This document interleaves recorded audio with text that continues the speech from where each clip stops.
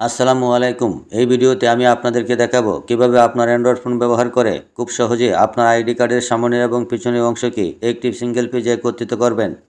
ID কার্ডের পিছনে এবং সামনের অংশ একত্রিত করার জন্য সর্বপ্রথমে আপনার একটি অ্যাপসের প্রয়োজন, সেটা হচ্ছে পিক্সেল ল্যাব। এই অ্যাপসটি যদি আপনার ইনস্টল করা না থাকে তাহলে প্লে স্টোর থেকে ইনস্টল করে নেবেন। পিক্সেল ল্যাবের উপরে ক্লিক করলাম। অ্যাপসটি ঠিক এইভাবে ওপেন হবে। এখানে দেখতেই পাচ্ছেন নিউ টেক্সট ডিলিট অপশনে, এখানে ক্লিক করলাম। তারপর ওকেতে ক্লিক করুন। এটা ডিলিট হয়ে গেল। আমরা A4 পিক্সেল সাইজ নেওয়ার জন্য উপরের দিকে খেয়াল করুন, 3 ডট, সেই অপশনে ক্লিক করুন।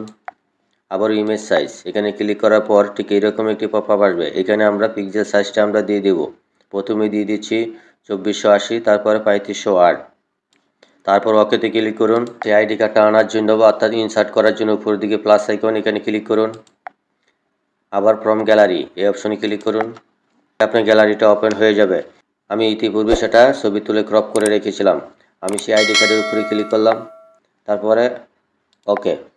এখন এটিকে ছোটো করার জন্য এই কর্নারে ধরে উপরের দিকে সুইপ করলে সেটা ছোটো হয়ে যাবে।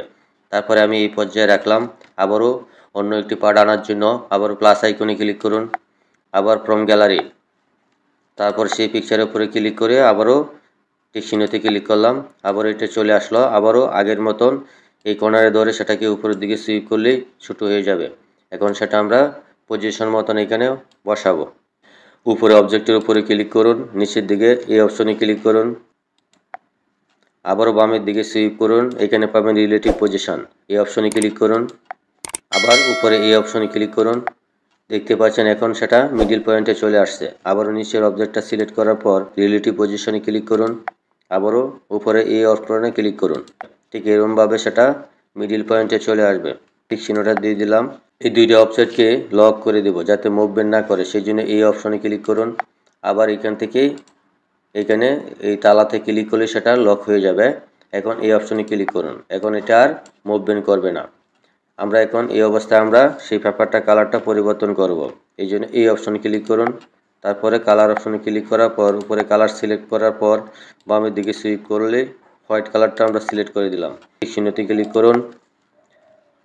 আমরা এটাকে এক্সপোর্ট করার জন্য উপরের দিকে 3 ডট, সেই অপশনে ক্লিক করুন। এক্সপোর্ট ইমেজ এই অপশনে ক্লিক করুন। Save two gallery. অলরেডি সেটা গ্যালারিতে সেভ হয়ে গেল। আমি যদি গ্যালারিতে ক্লিক করি তাহলে দেখতেই পাচ্ছেন ঠিক এইরকম দেখতে পাবেন। শেয়ার অপশনে ক্লিক করুন।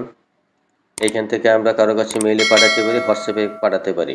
আশা করি বুঝতে পেরেছেন। ভিডিওটি ভালো লাগলে চ্যানেলটি সাবস্ক্রাইব করে পাশেই থাকবেন। ধন্যবাদ সবাইকে।